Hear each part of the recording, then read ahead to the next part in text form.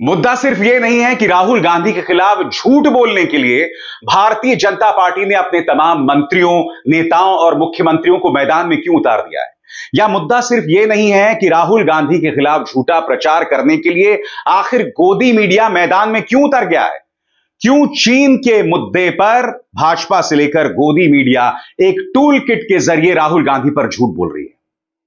मुद्दा यह है कि राहुल गांधी ने प्रधानमंत्री नरेंद्र मोदी और भाजपा की कमजोर नब्ज पर हाथ रख दिया है।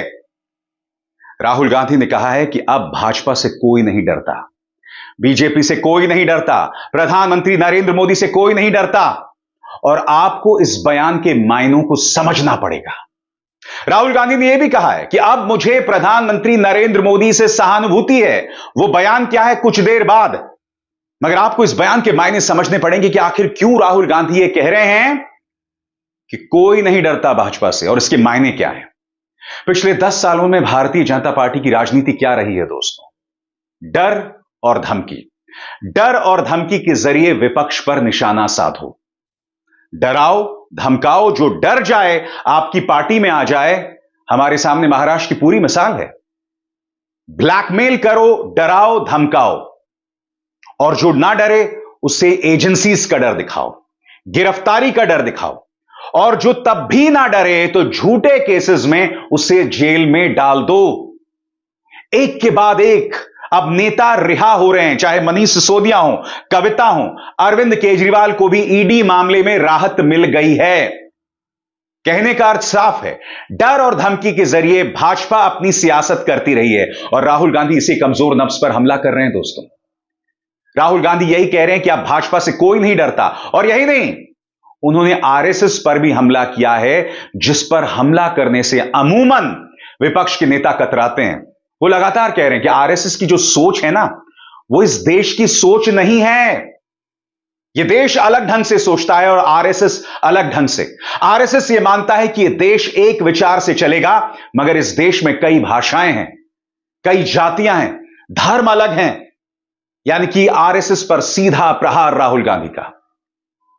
जहां तक डर और धमकी की बात है दोस्तों, यह सही मायने में कमजोर नब्ज है और आपको समझना पड़ेगा। डर दिखाओ, नतीजा आपके सामने कि कविता जेल में, अरविंद केजरीवाल जेल में, मनीष सिसोदिया जेल में, देशमुख जेल में, नवाब मलिक जेल में।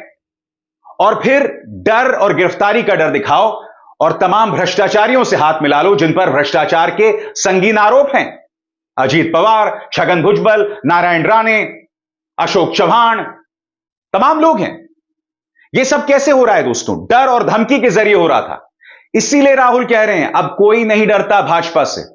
जनता यह भी समझ रही है कि किस तरह से मीडिया के सहारे लोगों को बदनाम किया जाता है, और नतीजा आपके सामने। राहुल गांधी ने चीन की तारीफ नहीं की, मगर चूंकि प्रधानमंत्री कार्यालय के जोशी जी की तरफ से फरमान आ जाता है, तो आप देख रहे हैं तमाम न्यूज चैनल्स राहुल गांधी के खिलाफ जहर उगल रहे हैं, झूठ बोल रहे हैं, लगातार उगल रहे हैं। क्यों? क्या वजह है? तो सबसे बड़ी बात, राहुल गांधी एक कदम आगे जाकर कहते हैं कि मेरी पूरी सहानुभूति है प्रधानमंत्री नरेंद्र मोदी के साथ। यह चीज, इसकी मिर्ची भाजपा को जोरों से लगने वाली है दोस्तों। वो कहते हैं कि मैं प्रधानमंत्री से नफरत नहीं करता, उल्टा मैं उनके साथ सहानुभूति करता हूं। उनका एक अपना अलग नजरिया है, मेरा नजरिया अलग है। बहुत ही सुलझे हुए अंदाज में राहुल गांधी ने यह बात रखी, मगर भाजपा, उसका प्रचार तंत्र, उसका पालतू मीडिया झूठ बोल रहा है। सुनिए एक और कमजोर नब्ज पर राहुल गांधी किस तरह से प्रहार करते हैं। You'll be surprised. I mean, you will be surprised, but I don't actually hate Mr. Modi. I don't. Like, I get up in the morning and okay, you know, he's got a point of view, fine. I don't agree with his point of view, but I don't hate him.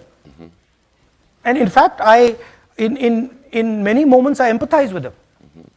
Right? So it's not that I think that he's my enemy and now I hate him and he's got to be, no. He's got a different point of view, I got a different point of view. I have empathy and compassion for what he's doing. And I think that's a much better place to be. Instead of this thing that, you know, him versus me. I don't think that's productive. मैं आपको याद दिलाना चाहूंगा दोस्तों, कल ही राहुल गांधी ने America में यह भी कहा था कि भारतीय जनता पार्टी से अब कोई नहीं डरता है। चुनावी नतीजों के बाद बीजेपी से कोई नहीं डरता है, यानी कि प्रधानमंत्री नरेंद्र मोदी और भाजपा का जो सबसे मजबूत हथियार था, डर और धमकी, वही धराशायी हो गया है। नतीजा, राहुल गांधी के एक बयान को तोड़ मरोड़ कर पेश किया जा रहा है कि उन्होंने विदेशी जमीन में जाके चाइना की तारीफ की, जबकि राहुल गांधी ने सिर्फ इतना कहा कि चाइना प्रोडक्शन हब है, वहां चीजों का उत्पादन होता है जिसकी वजह से वहां बेरोजगारी नहीं है। वो सिर्फ अपने हिसाब से एक तर्क दे रहे थे, चाइना की तारीफ नहीं कर रहे थे। मगर मैं आपको बतलाना चाहता हूं, जो बात राहुल गांधी ने कही भी नहीं, उसके खिलाफ किस तरह से भाजपा मैदान में उतर गई है। सबसे पहले हेमंत बिश्व शर्मा, जो लगातार जहर उगलते रहते हैं, कह रहे हैं राहुल गांधी चीन के भक्त हैं। सुनिए क्या। फिर देखिए शिवराज सिंह चौहान, राहुल गांधी लगातार 3 बार हारने के बाद कुंठित हो गए हैं और देश की छवि खराब करके अमेरिका में अपनी कुंठा निकाल रहे हैं। देश के बाहर जाकर देश की छवि खराब करना देशद्रोह जैसा अपराध है, कोई देशभक्त ऐसा नहीं कर सकता, सीधी सी बात है। फिर शिवराज सिंह चौहान और उनकी पार्टी राहुल गांधी को जेल में क्यों नहीं डालती? अगर वो राहुल गांधी को देशद्रोही बता रहे हैं तो उन्हें कार्रवाई करनी चाहिए, क्योंकि आप जानते हैं कि आप जो भी दावे कर रहे हैं अदालत में 1 सेकंड नहीं टिकने वाला। आप सिर्फ अपने गोदी मीडिया के जरिए जहर उगल सकते हैं और कुछ नहीं। दोस्तों, मैं आपको फिर सुनवाना चाहता हूं कि दरअसल चाइना के बारे में राहुल गांधी ने क्या कहा था। अंग्रेजी में बयान आने वाला है, मगर उससे पहले मैं उसका हिंदी में अनुवाद कर दूं। राहुल गांधी कह रहे हैं कि एक जमाना था जब सभी चीजों का उत्पादन अमेरिका हुआ करता था, मगर फिर एक शिफ्ट आता है, एक तब्दीली आती है और मामला शिफ्ट होता है दक्षिण कोरिया और जापान की तरफ, और उसके बाद चीजों का उत्पादन चीन में होने लगा। चीन में बेरोजगारी नहीं होती, ऐसा राहुल ने कहा। अब इसमें कोई तारीफ नहीं है दोस्तों, वो एक चीज बयां कर रहे हैं। सुनिए उन्होंने क्या कहा था। See, first of all, let's be clear. Not everywhere on the planet has an employment problem. Okay? The West has an employment problem. India has an employment problem. But there are many countries in the world that don't really have an employment problem. China certainly doesn't have an employment problem. Vietnam doesn't have an employment problem. So there are places on the planet that are not struggling with unemployment. There's a reason. If you look at the United States in the 1940s, 50s and 60s, they were the center of global production. Anything that was made, cars, washing machines, TVs, all made in the United States. Production moved from the United States. It went to Korea, it went to Japan, eventually it went to China. And if you look today, China is dominating global production. You go to India, you look at the phones, you look at the furniture, you look at clothes, you'll see on the back, made in China. अब पूरा गोदी media उतार दिया गया है जहर और झूठ के साथ। और ये देखिए, माननीय गिरिराज सिंह अक्सर जहर उगलते हैं, क्या कह रहे हैं। केंद्रीय कपड़ा मंत्री गिरिराज सिंह का राहुल गांधी पर निशाना, बोले दुश्मन देश चीन और पाकिस्तान को अपना ब्रांड एम्बेसडर रखने की जरूरत नहीं। गिरिराज सिंह से मैं एक सवाल पूछना चाहूंगा। गिरिराज जी, ये वो आप ही हैं ना जो बात बात पर कहते हैं पाकिस्तान चले जाओ, पाकिस्तान चले जाओ? आप तो अप्रत्यक्ष तौर पर पाकिस्तान के पर्यटन मंत्री बने हुए हैं। आप तो पाकिस्तान में पर्यटन को बढ़ावा दे रहे हैं ये कह के कि भैया पाकिस्तान चले जाओ। तो कृपया ये अनर्गल बातें ना करें, ये वाहियात बातें ना करें जो भाजपा के नेता मंत्री लगातार झूठ बोल रहे हैं, और मैं आपको सुनवा चुका हूं। याद कीजिएगा, हर बार राहुल गांधी विदेश जाते हैं उनके खिलाफ इसी तरह से झूठा प्रचार चलाया जाता है। और मैं आपको दिखलाना चाहता हूं गोदी मीडिया किस तरह का जहर, किस तरह का झूठ बोल रहा है आपके स्क्रीन पर। न्यूज 18 बीजेपी ने राहुल को क्यों कहा देशद्रोही, बेरोजगारी पर राहुल को बीजेपी का जवाब। रिपब्लिक न्यूज विदेश में भारत का अपमान कब तक। न्यूज 18 फिर से चीन का प्रचार, भारत पर प्रहार, राहुल के दावे को झुटलाने वाली रिपोर्ट। राहुल का चाइनीज ज्ञान। एबीपी न्यूज राहुल गांधी की पसंद चीन, सियासत का नया सीन। राहुल का ज्ञान किसका अपमान। सबको टूल किट मिल गई है। प्रधानमंत्री कार्यालय के जोशी जी की तरफ से कॉल आ गया है और उसी का नतीजा है कि सब एक ही जुबान में राहुल गांधी पर प्रहार कर रहे हैं। क्यों? क्योंकि राहुल गांधी ने दूसरी बार यह कह डाला कि मोदी जी से कोई नहीं डरता। सुनिए उन्होंने क्या कहा मंच पर खड़े होकर। I don't know if you've noticed that something has definitely changed after the election results.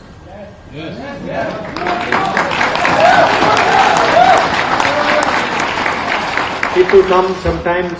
Thank you. While I'm in Delhi, some people will. I'm driving in the car. Sometimes they make me open the window, and they'll say, "डर निकल गया, डर नहीं लगता, अब डर नहीं लगता, डर गायब हो गया." So it's interesting to me. It's interesting to me that BJP ने कितना, मोदी जी ने कितना डर फैलाया, एजेंसीज का दबाव, मीडिया का दबाव, इनकम टैक्स डिपार्टमेंट, छोटे बिजनेसेस पे, मीडियम साइज बिजनेसेस पे, और एक सेकंड में सब गायब हो गया। अजीब सी बात है, मतलब सालों लगे उस डर को पैदा करने में, सालों लगे, प्लानिंग चली, पैसा लगा, और एक सेकंड में खत्म। और वो दिखता है अब, you can see it, I see it, I get to see it in Parliament. I see the Prime Minister right up front, and I can tell you that the idea of Mr. Modi, 56-inch chest, direct connection with God, that's all gone. It's history now.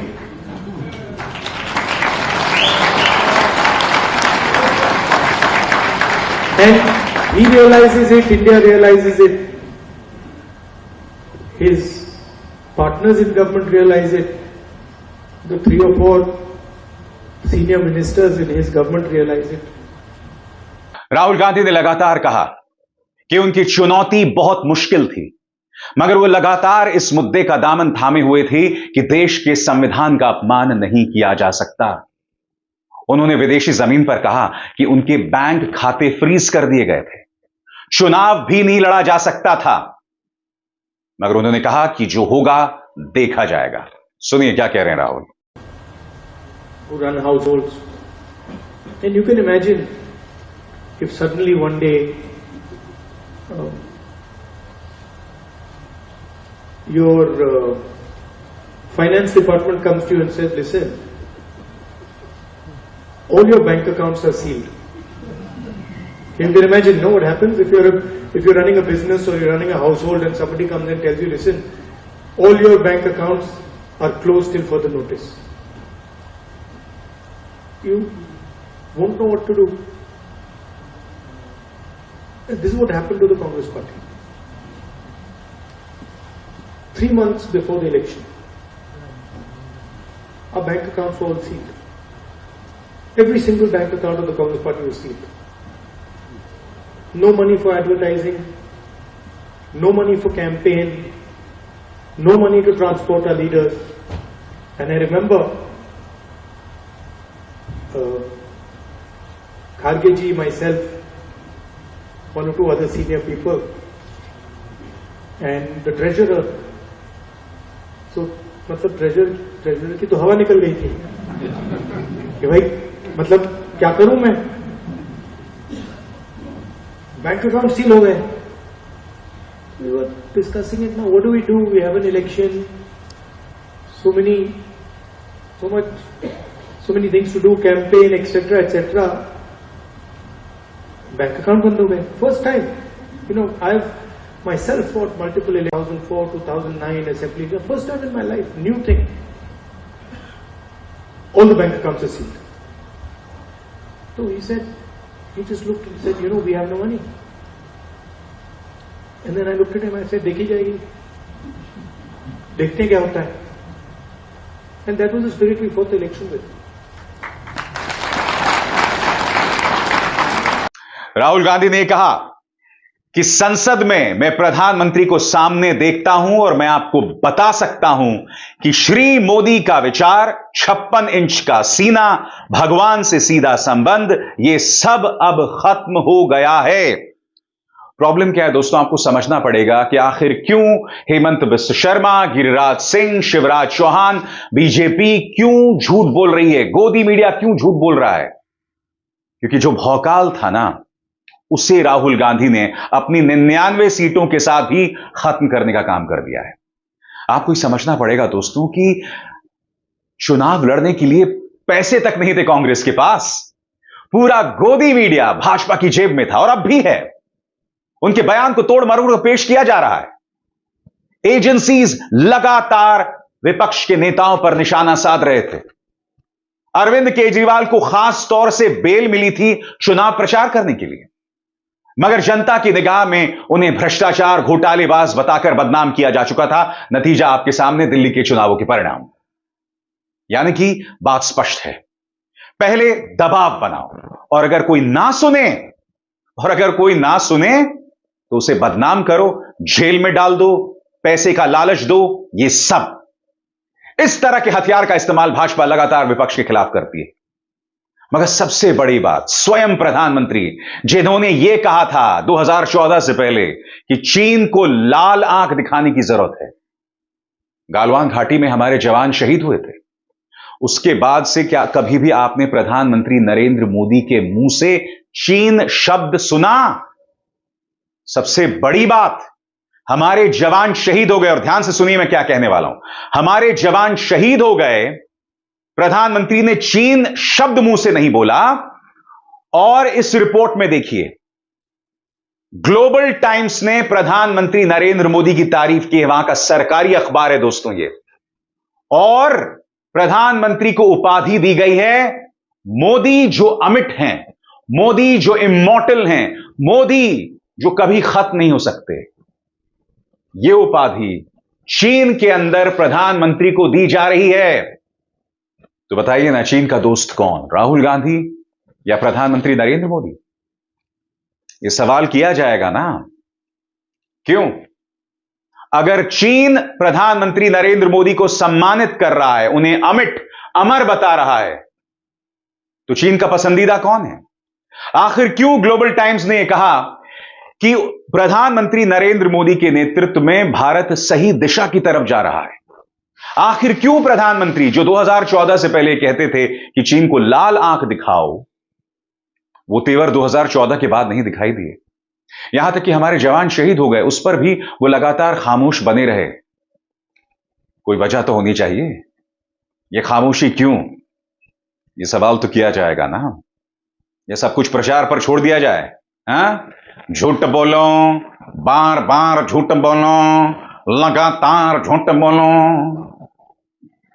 मुद्दे पर आइए, फालतू की इधर उधर बातें मत कीजिए और झूठ मत बोलिए. अभिसार शर्मा को दीजिए इजाजत. नमस्कार. स्वतंत्र और आजाद पत्रकारिता का समर्थन कीजिए, सच में मेरा साथी बनिए. बहुत आसान है दोस्तों, इस ज्वाइन बटन को दबाइए और आपके सामने आएंगे ये 3 विकल्प. इनमें से एक चुनिए और सच के इस सफर में मेरा साथी बनिए.